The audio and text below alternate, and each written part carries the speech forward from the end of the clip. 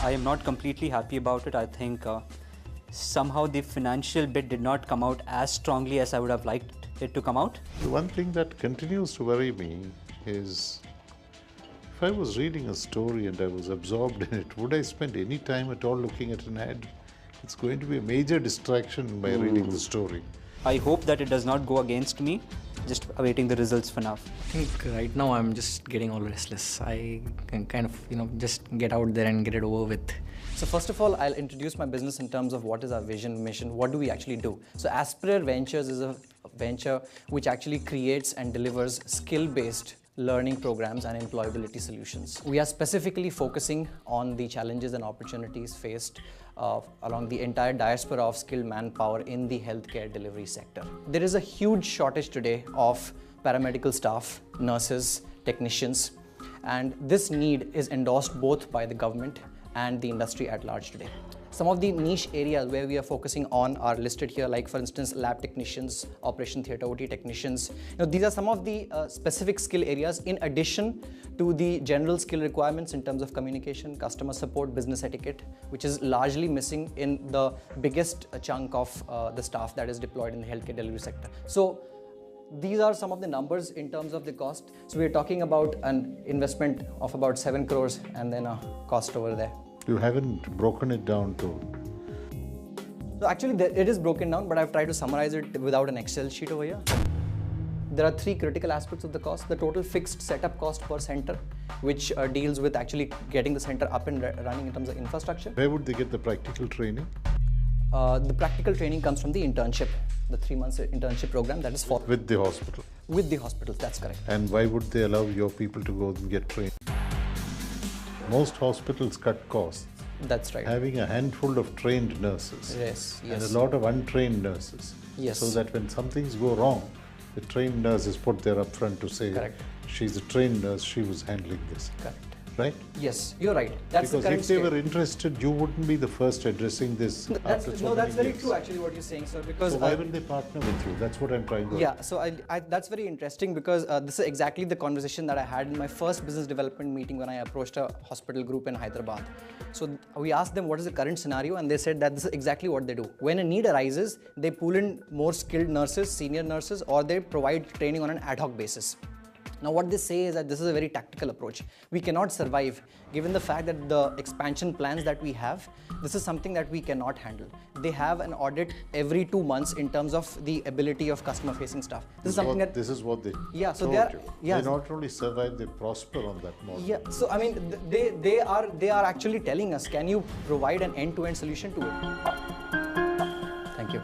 I don't know what the outcome is, but I think that was an interesting sudden stop in between. Good idea, great idea. Good idea. If it works, I mean, it'd be great social service, great national service, not very well thought through. Strategy is to go through a brief description of what the company is and what the idea is, and hopefully finish it within 10 minutes. Good evening, sir. I'm Abhinav. I'm here to pitch for my company, Fizzy Goblet. What is Fizzy Goblet? It's basically a brand for a designer customized shoes for free-spirited soul individuals. That's sort of our tagline. The business idea behind it is that we have hand-painted, handcrafted, customized shoes which are designed based around a theme that either we get from customers or designer herself comes up with them. We also do shoe redesigning as a service. In case you have a canvas shoe, you give it to us, you want a design that we have, we can paint that on that. Affordability in terms of design, our prices range from 1500 to 5000. This is the portfolio of products that we have. We also plan to sell a few designs every month through retail outlets. The way we do it is we have a group of artists, and there is a guy who manages them. So that is a pool of 10 people who paint shoes for us in Bombay. Similarly, we did that in Delhi. So we pay them on a per shoe basis. You're not giving them the designs. We are giving them the sample with the design. These guys are just going to paint that on a shoe. So we check, I mean, if it's not good, then we do it again, because the margins are very high, so we can afford to keep that because we need high customer satisfaction. The distribution model that we want is to have 2 stores, one in Bombay and one in Delhi, both near the colleges. In Delhi, it's the Kamla Nagar, and Bombay, we're looking at Andheri side. Why Kamla Nagar? The good colleges, the Sri Rams, and they're all concentrated in the North campus. So even when you go to college, you will cross this. The market is full of students and the college going students, which is our target audience. And it works out cost effective. Instead of a Khan market or a GK, it works out very cost effective because we have lots of people from DU who stay in Kamla Nagar. And once you see a shoe, then I mean, people are willing to travel anywhere to get a shoe if they really like it. But all your top shoes, you get so many cheap imitations of that manufactured look. There is a demand for that, But- because of the price differential. Differentiator here is a copycat would get them screen printed because that's when he will make money. He won't make money if he's going to individually paint them. It's along with the handicrafts industry, it works like that. You can't really copy the handicrafts industry as such in terms of scale. What about durability?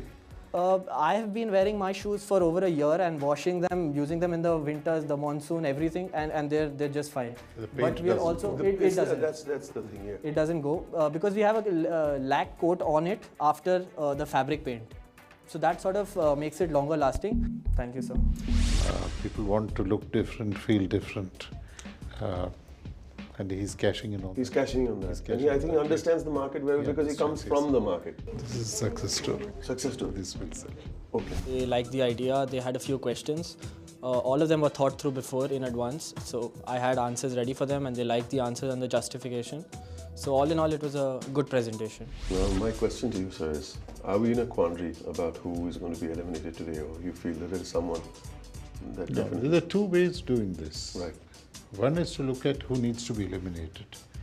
The other is to come from the other end, which is who are the ones that should not be eliminated. Correct. So then you reduce the universe from which the person that gets eliminated Correct. should be.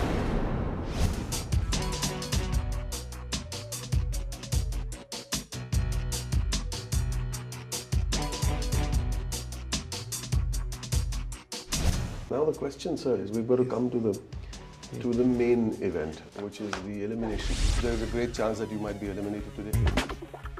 Why don't you two step forward? I think, though, the presentations were very, very forceful, but the moment of truth.